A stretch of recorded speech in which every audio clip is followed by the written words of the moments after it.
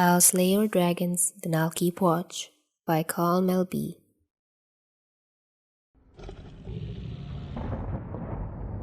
The first thing Chuya became aware of was a tugging on top of his head. As his consciousness faded back in, he heard a croaking groan. He belatedly realized it was coming from him. The pulling on his hair paused before resuming its motion. "Ah, Sleeping Beauty awakes. I was starting to think you were waiting for true love's kiss." A familiar voice filtered through the ringing that was receding from his ears. Chuya groaned again. "What is with you and the princess metaphors today?" Chuya winced at the raw quality of his voice. He coughed a couple of times and swallowed roughly. He cleared his throat, hoping it would sound less like it had been through a cheese grater. It seemed fitting, what with the dragon and all. His ex-partner's voice hummed from above him. Chuya shifted in his uncomfortable position, his chin digging into Dazai's bony hip. It would be an awkward and embarrassing arrangement if they hadn't been in much more compromising situations over the course of their partnership. No, they were well past that point. Not to mention that Chuya really couldn't care less about how his ex-partner was holding him when he was in his post-corruption haze. Chuya groaned again as he pushed himself up, arms shaking with fatigue. His body felt like the full force of gravity was being applied to it. His bones felt like they had been pulverized. His muscles felt like someone had taken a meat tenderizer to them. His joints felt like they'd been each wrenched out of their sockets, hot and swollen. His head was throbbing, his throat was raw, and every inch of his skin felt like one big sunburn. The cherry on top of the proverbial cake was the sluggish fog that permeated through and saturated his brain. Fortunately, due to his accelerated healing, courtesy of Arahabaki, the worst was already over by the time he woke up from his post-corruption nap. What he was experiencing right now would only last for another couple hours or so before it faded into aches and pains. He would be incredibly sore and muddled for the next few days, but nothing he hadn't dealt with before. Chuya practically had it down to a science at this point. Lots of warm baths, steaming tea, soft clothes, light foods, and especially sleep were in his near future. He'd have the remainder of the week off to rest and recover, and be back to work no worse for wear, and come Monday, assuming no more citywide emergencies cropped up before then. Chuya held himself in a kneeling position, keeping as still as possible as he squeezed his eyes shut, breathing heavily. "Did my dog get all his energy out?" Dazai's hand rested on his hair, keeping contact, as the green ability mist had yet to dissipate. The insult was weak by Dazai's standards, but Chuya growled nonetheless, and immediately regretted it when it sent him coughing again. "If I did, it's because I was fetching your sorry ass," he said once he caught his breath. With no response immediately followed, Chuya scoffed. "What, not even a thank you?" As the silence dragged on, Chuya felt unease start to prickle in his chest. It was then that he noticed the limp hand on his head, which had been coursing through his hair, detangling the dirty waves, was trembling. Chuya stiffened, sharpening his senses, and then he heard it. The telltale waver of Dazai's breath, imperceptible to anyone else, which was an unmistakable sign of distress, the only one he couldn't hide. Chuya gritted out a curse and pushed himself upright so he could look at his former partner. What he saw made his insides clench. Dazai was paper white. The trembling that Chuya felt was not limited to his hand. Dazai's whole upper body was racked with poorly subdued shivers, obviously trying not to jostle Chuya. His eyes, wide and glazed over, were staring intently at something far away. "Damn it, Dazai!" Chuya hissed. He bit back a wince as he leaned forward to cup Dazai's face in his hands. His skin was cool and clammy. Chuya held one eyelid open and then the other, peering at his pupils, and grimly noted that they were completely blown. Chuya sighed, letting his head fall towards his chest. He'd seen enough concussions to recognize when he was looking at one. "Alright, shitty Dazai, you know the drill." Chuya patted Dazai's cheek, trying to smack some awareness back into him without aggravating his head. "Come on, look at me." Who'd want to look at such an ugly slug? The stilted voice unexpectedly answered him, unfocused eyes sliding towards him. "Hey, you with me, Mackerel?" Gonna have to give me a little more than that." Chuya lightly pinched Dazai's ear, feeling satisfied when Dazai tried to shift away. "Was never gone." Chuya frowned at the response. As always, nothing was ever straightforward with Dazai, and even barely with it, his ex-partner was being ambiguous. "Neither of us are lucid enough for your riddles, asshole." "Did Chuya have a nice nap?"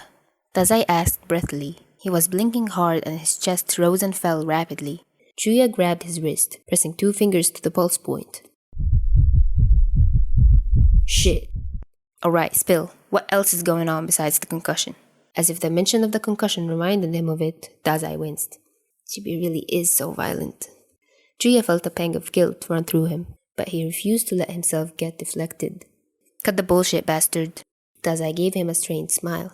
Just the residual poison and a stab wound. Chuya's eyes bulged. You were stabbed? Dazai suddenly flinched and curled in on himself, breathing heavily. What is it? Dazai?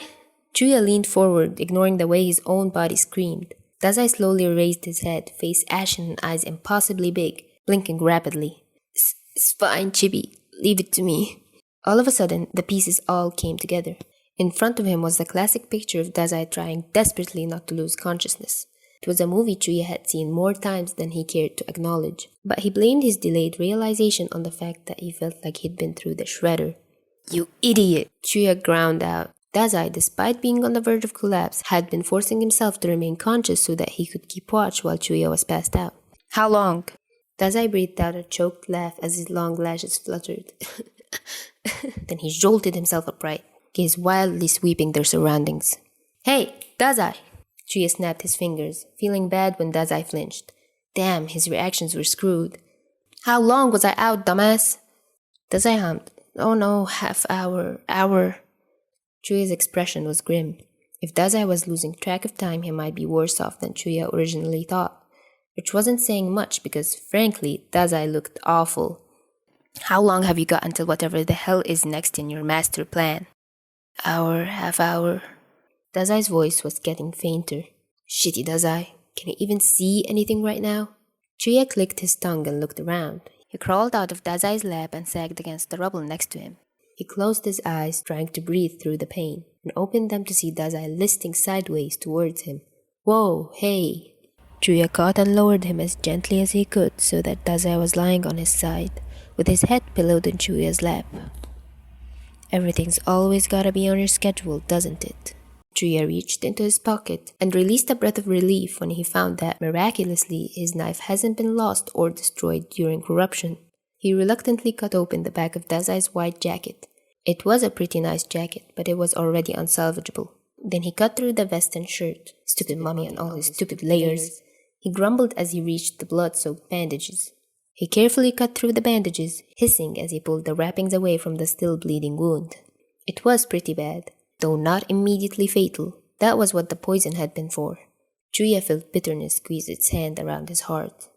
I've gotta at least staunch the bleeding, or he'll bleed out before there's a chance to properly treat it. He looked down at his ex-partner's head in his lap. Dazai's sweat-curled bangs stuck to his forehead, and though he lay still, Chuya could tell that Dazai hadn't passed out yet. Somehow, and for some reason, he was still clinging to consciousness by a thread. Stubborn bastard. Hey, he mumbled with forced gruffness, squeezing Dazai's shoulder. Don't you have somewhere you need to be soon? It's my turn to keep watch for a while. Chuya paused, still sensing Dazai's hesitation to give in. He rested his hand on Dazai's head. Take a break, Dazai. As the familiar sentence sunk in, Dazai finally went limp across his legs. His breathing already sounded less labored without having to put in effort to keep his eyes open. Chuya sighed, relieved that he'd be able to complete his ministrations without the dumbass being awake for it. He'd patched Dazai up enough to hold him till the conclusion of this battle. He was still concerned about the amount of blood Dazai had lost, as well as the residual poison probably running through his veins. Hopefully, his involuntary power nap would give him enough charge to sustain him till he could get proper medical attention.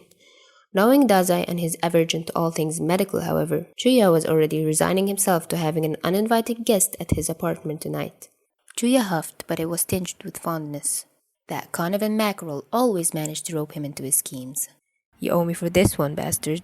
But even as he said it, he finished adjusting Dazai's bandages over his wounds. He pressed 2 fingers against the underside of the other's neck. His pulse was still faster than it should be, but it was a definite improvement from before. Chuya let his head fall back against the rubble. Now that the adrenaline had worn off, the exhaustion and pain were hitting him again. He stared off into the distance where he could see the colorful flashes of an ability-based battle ensuing. He absently brushed Dazai's bangs out of his face. Earlier roles reversed, feeling oddly content in this moment. The corner of his lip quirked up in a tired smile. Yeah, it's my turn now. And notes? And Dazai did, in fact, show up at Chuya's place later that night. As I've said before, and I'll say it again, this is my favorite fic in the whole Bungo Stray Dogs fandom, like by far. This is what got me into the fandom. This is what got me into writing for the fandom. Somehow, something shifted in my brain at the time I read this one for the first time. Hope you enjoyed it, Essie. Thank you so much for giving me permission to podfic this. I think this is what stemmed my love for Dazai Angst, and this type of it specifically. I hope you write more Angst fics, because your writing is seriously so pretty. I enjoyed reading this one so much. So yeah, tell me your thoughts. Thank you for listening, and till next time.